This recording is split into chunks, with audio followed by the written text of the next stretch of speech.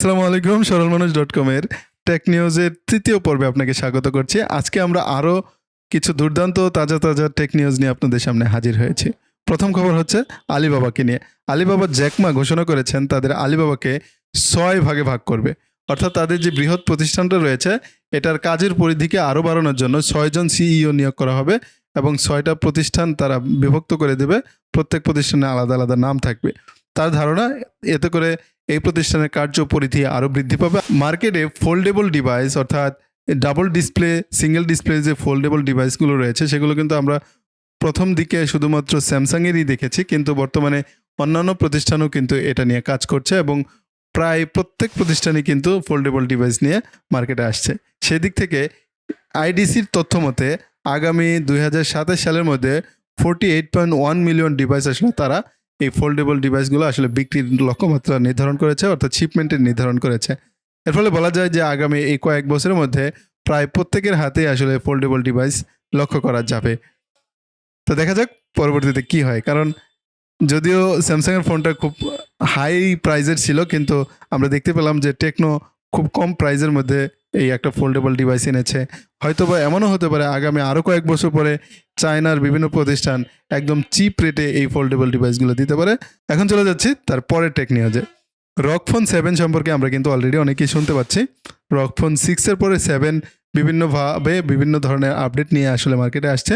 তো ROG Phone 7-এর design এবং এটার ব্যাক পার্টের ডিজাইন, এটা ব্যাক পার্ট কেসিং, তারপরে এর চার্জার অ্যাডাপ্টার, এগুলোর কিছু ছবি আসলে ইন্টারনেট লিক হয়েছে। তো সেই অনুপাতে দেখা যাচ্ছে যে এটাতে পিছনে ব্যাক কভার রয়েছে, পিছনে ব্যাক কভারের পিছনে যে ব্যাক পার্ট রয়েছে তাতেও একটা ডিসপ্লে রয়েছে, ছোট ডিসপ্লে। এছাড়া এটাতে 67 ওয়াটের একটা চার্জার রয়েছে। আর এই লিক হওয়া তথ্য মতে এখানে ROG Phone 7-এ 2টা ব্যাটারি থাকবে 3000 mAh করে, যার ফলে এটার ব্যাটারি সাইজ হবে 6000 mAh এবং এটার 60 ওয়াট চার্জার দিয়ে যদি 2টা ব্যাটারিকে একসঙ্গে চার্জ করা হয় তাহলে খুব দ্রুত চার্জ হবে। মূলত দ্রুত চার্জ করার জন্য এটাতে 2টা ব্যাটারি সংযুক্ত করা হয়েছে। ভিভোর তরফ থেকে vivo X Fold2 নামে নতুন একটা ফোন রিলিজ হতে চলেছে। এটা হচ্ছে একটা ফোল্ডেবল ডিভাইস। আমরা টেকনো অথবা অপো অথবা স্যামসাংয়ের তরফ থেকে যে ধরনের ফোল্ডেবল ডিভাইস দেখেছি এটাও ঠিক সেই ধরনের ডিভাইস।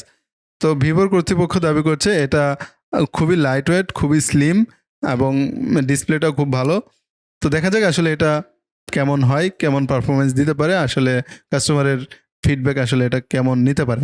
আমরা অপ্পোর তরফ থেকেও কিন্তু ফোল্ডেবল ডিভাইস দেখেছি, যেমন Oppo Find N2, কিন্তু বর্তমানে তারা Oppo Find N3 নামে একটা নতুন ডিভাইস লঞ্চ করতে চলেছে, যেটাতে Snapdragon 8 Gen 2 চিপসেট ব্যবহার করা হবে এবং বলা হচ্ছে আগেরটার চেয়ে এটার ডিসপ্লে একটু বড়, 8.1 ইঞ্চি হবে। আগেরটা যদিও ছিল 7.1 ইঞ্চি।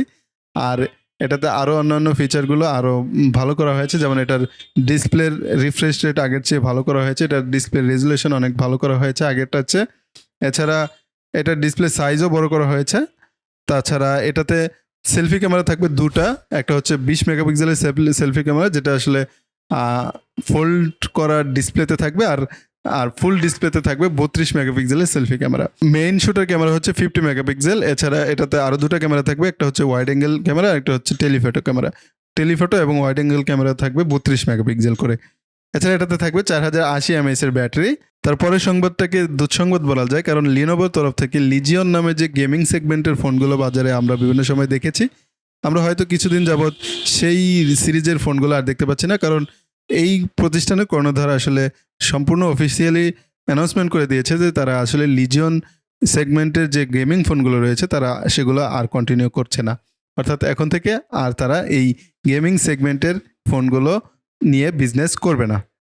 মোবাইল অ্যাপের মাধ্যমে আমরা কিন্তু বিভিন্ন সময় বিভিন্ন ইনোভেশন দেখতে পেয়েছি, যেগুলোর মাধ্যমে অনেক জটিল সমস্যাকে সমাধান করা সম্ভব হয়েছে। তো ভারতীয় বংশোদ্ভূত লিনা রফিক নামে এক মেয়ে, মাত্র 11 বছর বয়স, সে এমন একটা অ্যাপ উদ্ভাবন করেছে যে অ্যাপের মাধ্যমে আসলে আপনার চোখের 70% রোগবালাই আসলে শনাক্ত করা সম্ভব। তবে সবচেয়ে মজার বিষয় হচ্ছে চোখে ছানি পড়েছে কিনা এটা শনাক্ত করার জন্য এই অ্যাপটা সবচেয়ে বেশি কার্যকর। এই ছিল মোটামুটিভাবে আমাদের কাছে আজকের টেক নিউজের আপডেট। আশা করছি এই ভিডিওটা আপনাদের কাছে ভালো লাগবে। ভালো লাগলে লাইক, কমেন্ট, শেয়ার করতে একদমই ভুলবেন না। আর যদি আপনি আমার ভিডিওটাতে লাইক করেন তাহলে এই ভিডিওটা কিন্তু অনেক লোকের কাছে পৌঁছে যাবে। আর অনেকেই এই ভিডিওটা দেখতে পাবে, তাই আপনার কাছে কিন্তু একটা লাইক আমি প্রত্যাশা করতেই পারি। ফেসবুক থেকে দেখলে পেজটাকে ফলো করবেন, ইউটিউব থেকে দেখলে চ্যানেলটাকে সাবস্ক্রাইব করবেন। সামনের ভিডিওতে আবার দেখা হচ্ছে। আল্লাহ হাফেজ।